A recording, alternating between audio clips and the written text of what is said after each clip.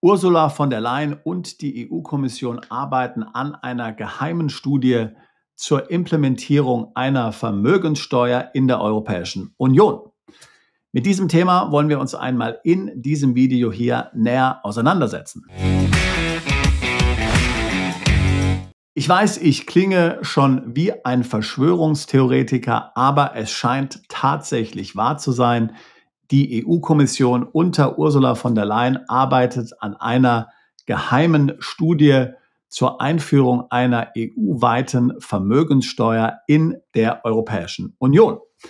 Woher wissen wir das? Nun, wie gesagt, es ist geheim. Bisher haben wir davon noch überhaupt nichts gewusst, dass eine solche Studie hier von Steuergeldern finanziert natürlich, ein Großteil davon deutsche Steuergelder, sich in Arbeit befindet. Aber im Mai 2025 hat der Klimaschutz-EU-Kommissar Hoekstra offiziell, und zwar bei einer Pressekonferenz, verlauten lassen, dass die EU-Kommission an einer solchen Studie arbeitet und das bereits seit Dezember 2024. So, hier habe ich nun eine offizielle Pressemitteilung der EU-Kommission vom 16.05.2025. Den Link dazu werde ich dir hier in die Beschreibung dieses Videos mit posten. Also ein offizielles Dokument der EU, ja,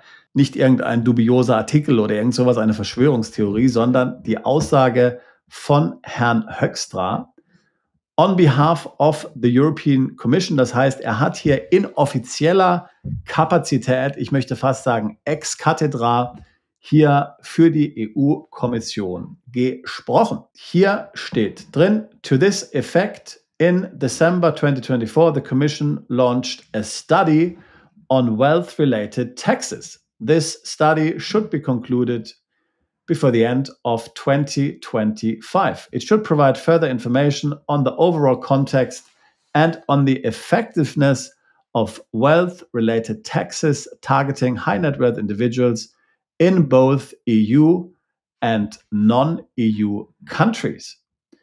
Sehr interessant, dass hier auch Nicht-EU-Länder besprochen werden. Also, die Europäische Kommission hat eine Studie in Auftrag gegeben. Wir erhören jetzt zum ersten Mal davon, ja, also mehrere Monate nachdem sie in Auftrag gegeben wurde und auch jetzt nur sehr wenige Details, wo hier untersucht werden soll, wie man Reichtum, wie man Wohlstand besteuern kann.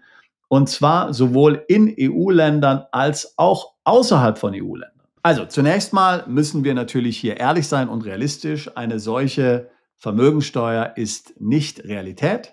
Sie ist noch nicht verkündet worden. Es kann ganz einfache Gründe geben, warum diese Studie hier geheim gehalten wird.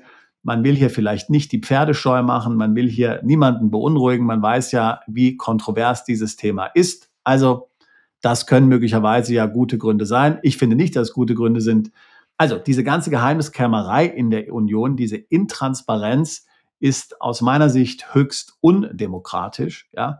Hier hat die EU ein echtes Demokratiedefizit, insbesondere auch zum Beispiel gegenüber den Vereinigten Staaten, wo so etwas nie möglich wäre. Ja. Es gibt einen Grund, warum wir hier uns immer so über die Politik in den USA auslassen. Und der einfache Grund ist der, dass uns dort extrem viel Information und Dokumentation seitens der demokratischen Organe vorliegt, während in der EU alles hinter verschlossenen Türen gemacht wird. Und das hier ist ja mal der beste Beweis dafür. Aber wie gesagt, es ist eine solche Vermögensteuer natürlich nicht beschlossen. Natürlich muss man auch sagen, dass die EU-Kommission ja gar nicht das Recht hat, hier Steuern zu beschließen. Denn in der EU ist es so, dass die Besteuerung natürlich hier Sache der EU-Länder ist. Nur die EU-Länder haben Recht, hier Steuern zu erheben. Das heißt, die EU-Kommission kann so viele Studien in Auftrag geben, wie sie will. Das führt noch nicht dazu, dass dann tatsächlich eine solche Steuer kommt. Aber es ist natürlich ein extrem wichtiger Trend. Wir wissen ja, wie viel Macht, wie viel Einfluss hier die EU-Kommission hat. Eine Art Priesterkaste, hohe Priester hier, die auch nicht wirklich kontrolliert sind. Das EU-Parlament ist ja auch nur mehr oder weniger ein Scheinparlament. Es kann ja nicht mal Gesetzesvorhaben hier selbst einbringen. Es kann ja nur Sachen abnicken, letztlich, die hier die EU-Kommission vorbringt, fast schon so wie das Parlament in der Sowjetunion. Ja? Genauso muss man sich das im Grunde genommen vorstellen, das EU-Parlament. Auch wenn es demokratisch legitimiert ist, weil es gewählt ist. Deswegen hat das Ganze natürlich Bedeutung. Auch der Zeitpunkt ist aus meiner Sicht natürlich hier sehr kritisch, denn wir reden ja hier laufend nun um das Thema Aufrüstung.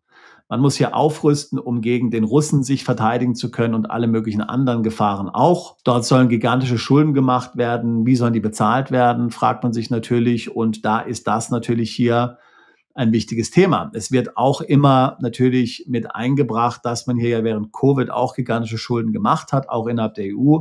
Sind vielleicht hier diese Steuern auf Vermögen ein Weg, diese Schulden zurückzubezahlen, zum Beispiel. Generell, dass man überhaupt davon spricht, zeigt ja eigentlich, wohin dieser ganze Trend geht. Ja? Würde es hier eine ausgewogene Diskussion geben, würde man zum Beispiel hier in der EU auch Gesetzesvorhaben besprechen, wie die Privatsphäre, wie das Vermögen, wie die Freiheitsrechte der Bürger hier geschützt werden können. Ja? Und dann von mir aus noch eine Konversation darüber, wie eine Vermögensteuer hier der EU was bringen kann. Vielleicht so ein bisschen wie in der Schweiz, da gibt es ja auch eine Vermögensteuer. Ja?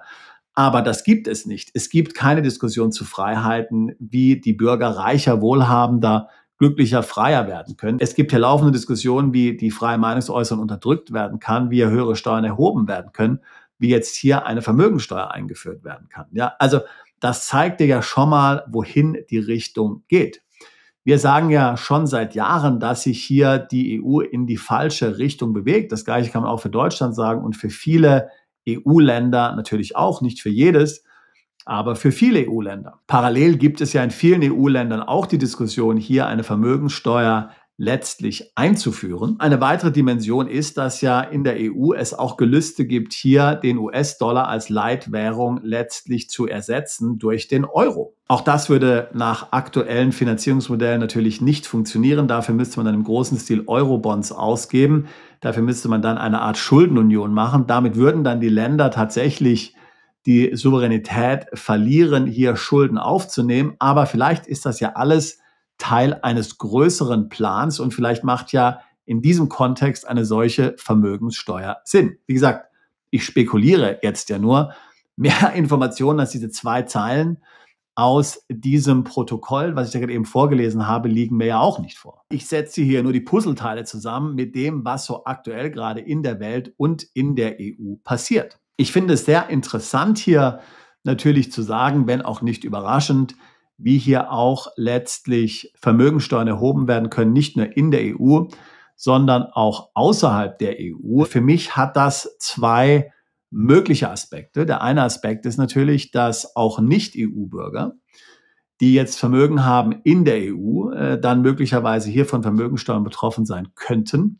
Das kennen wir ja aus Spanien. Wenn du ein Haus hast in Spanien und du wohnst nicht in Spanien, dann zahlst du trotzdem spanische Vermögensteuer, wenn dein Haus einen bestimmten Wert überschreitet. Das könnte hiermit auch gemeint sein, ist sogar wahrscheinlich. Das heißt, wenn jemand, der in Amerika wohnt, nun ein Haus in Deutschland hätte und es gäbe dann eine Vermögensteuer, dann müsste er diese Vermögensteuer auch bezahlen. Er wäre eben beschränkt vermögensteuerpflichtig. Vielleicht könnte es auch darauf hindeuten, dass man sich mit dem Thema Besteuerung nach Staatsbürgerschaft beschäftigt. Ich sage nur beschäftigt, ich sage nicht, dass es kommt. Ja?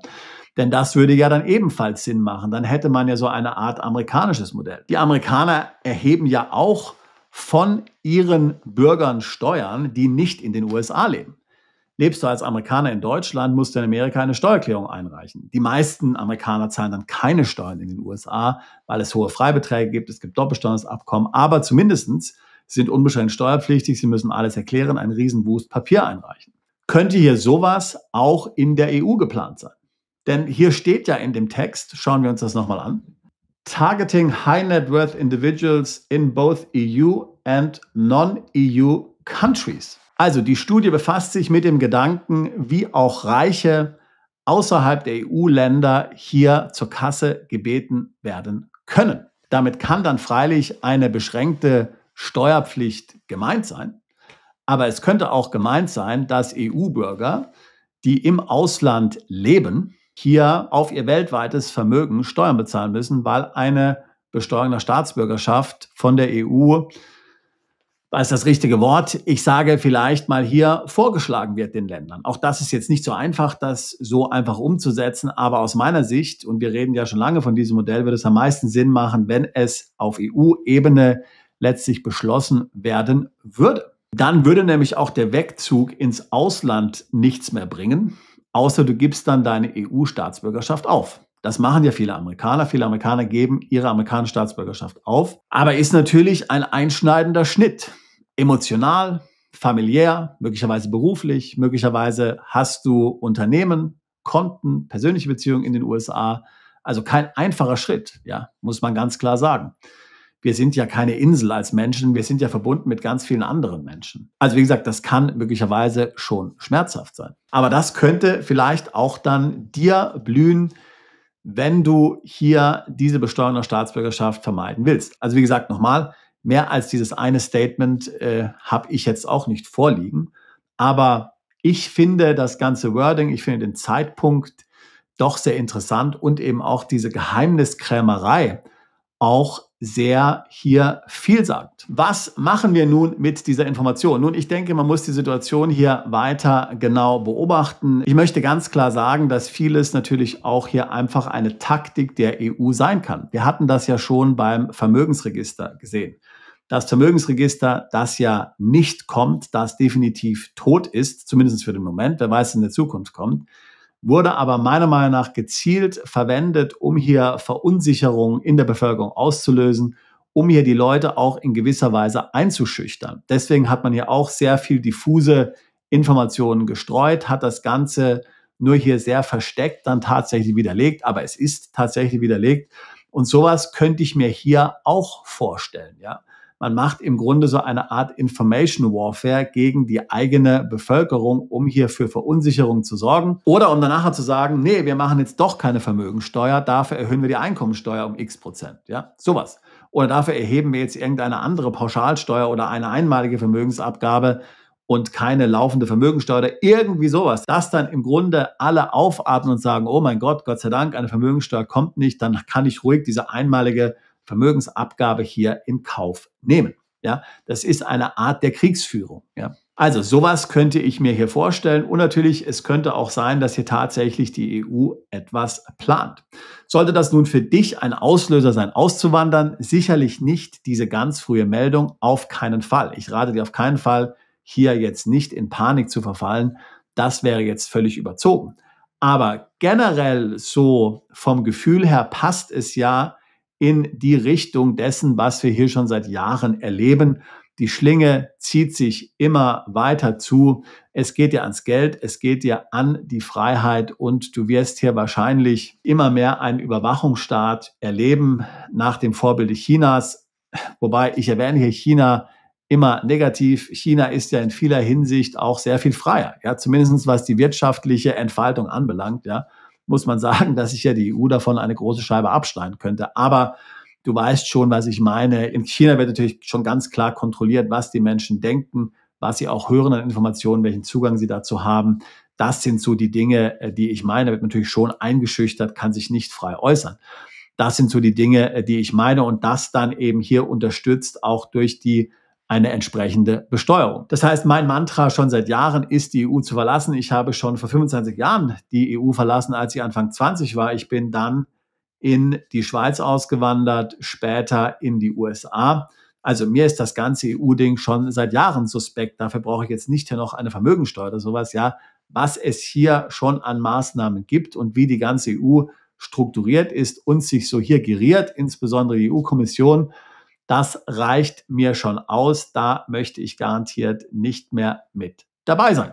Also das sollte jetzt hier ein gedanklicher Anstoß für dich sein. Setz dich damit auseinander, sei auf der Hut, bleibe wachsam. Und wenn du mich fragst, was die Lösung ist, ich will dich ja hier nicht ohne Lösung lassen und einfach nur mit dem beklemmenden Gefühl zurücklassen, dass hier irgendwas kommt. Wenn du mich fragst, die Lösung ist, dass du ein Refugium außerhalb der EU aufbaust, einen Plan B, wenn du noch nicht bereit bist, jetzt hier gleich wegzuziehen. Aber dass du etwas hast in der Hinterhand, sozusagen ein Ass im Ärmel, das du ziehen kannst, wenn es dann wirklich knallt und so weit kommt.